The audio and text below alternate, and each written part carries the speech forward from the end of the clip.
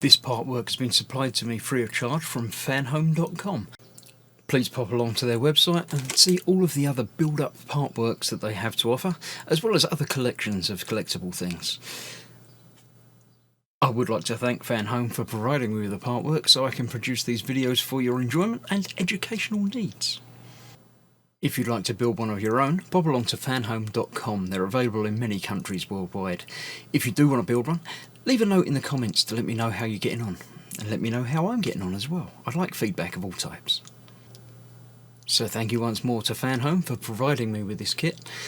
I hope you enjoy the build. Let's get on with it.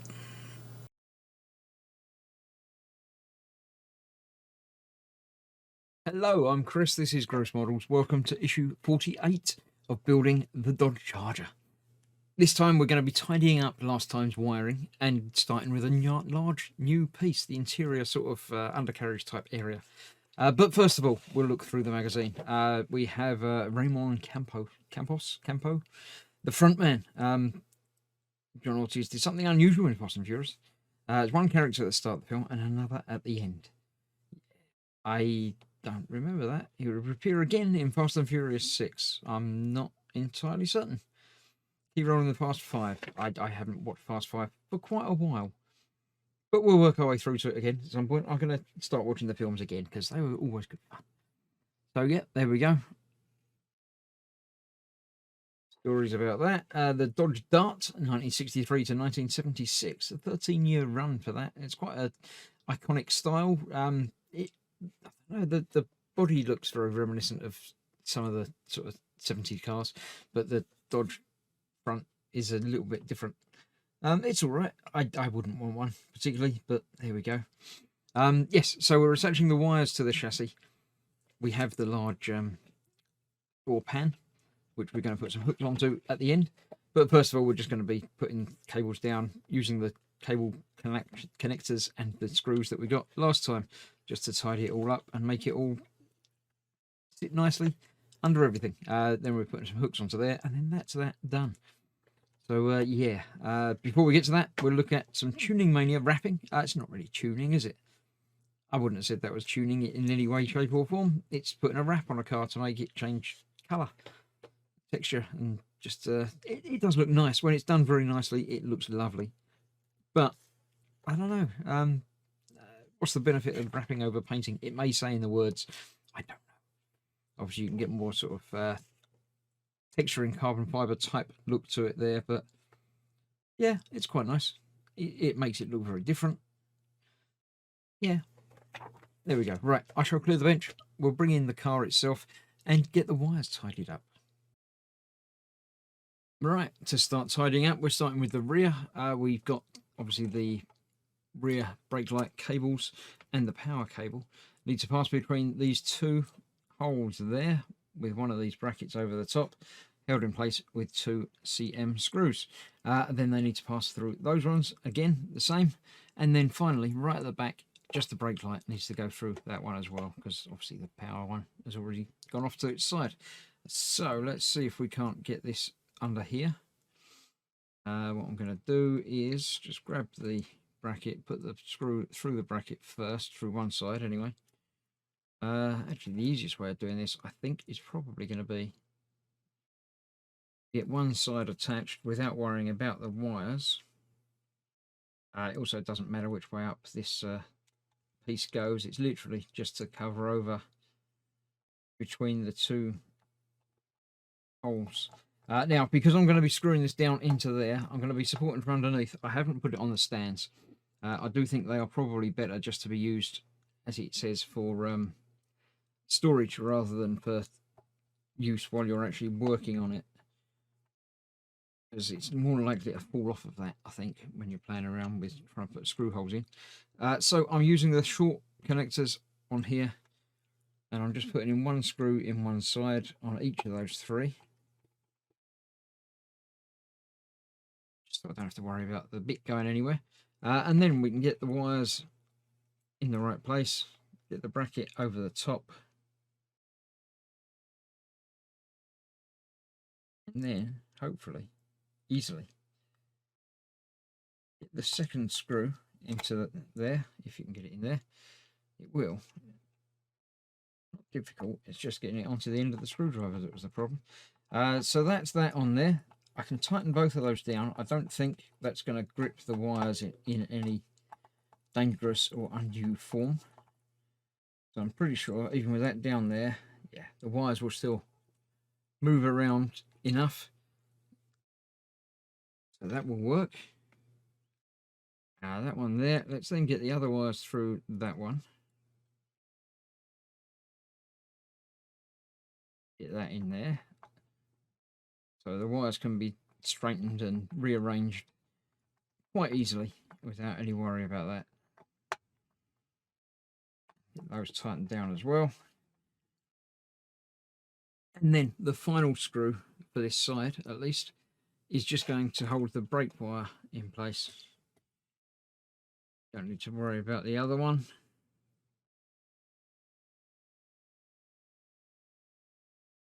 That one in there. And that should be that. Now, just to make sure it's all working as it should, I'm going to try and remember which one is the brake light button. There we go. Brake light's still coming on when I push the button. So I haven't damaged or squashed any of the wires in place. It shows these as actually just sort of being there.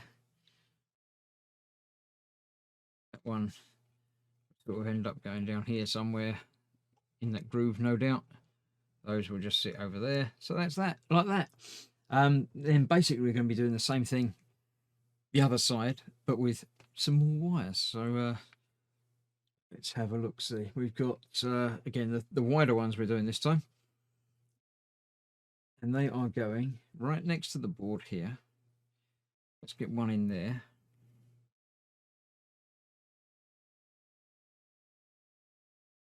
Go. Just in to hold it in place, not worrying about tightening it down yet. Another one is along here. Yep, that's the next.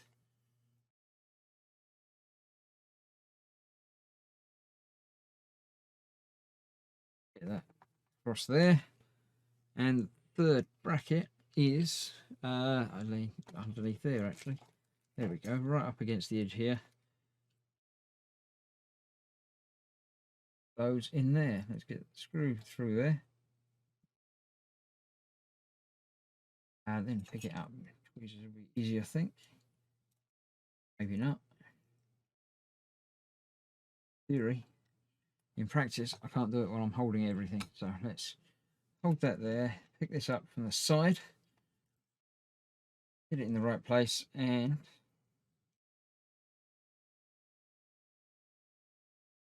pull the screw out because it's magnetic. And then get it in the right place and get that in there like that. So then we need 3 more screws going the other sides of these, but let me double check the instructions once I've got that third screw out. There we go. They can be kept spare for later. Right, so what do we need through here? Basically all of the wires, including that green one, just the yellow one that's going off straight to the speaker. The rest of these are coming around here, as are these ones from around here. Right. Everything has to go up in there. Then we can bring that around over to there. And we should be able to just get a screw in there. Make sure these are not clamping against each other, causing any problems. Again, still got some movement there. If we need to tighten them, you know, to move the wires a little bit, if we need a little bit more give, or indeed less give. That's that. Everything's not doubling over and twisted around too badly. Kinks out of that for the next stage. The next stage is all of these are actually all going into there and then off to the front. So get all of those again. Sort of, I'm sure there's enough room there, but it's nice to get them fairly flat. Get that one in there. Screw to hold that down.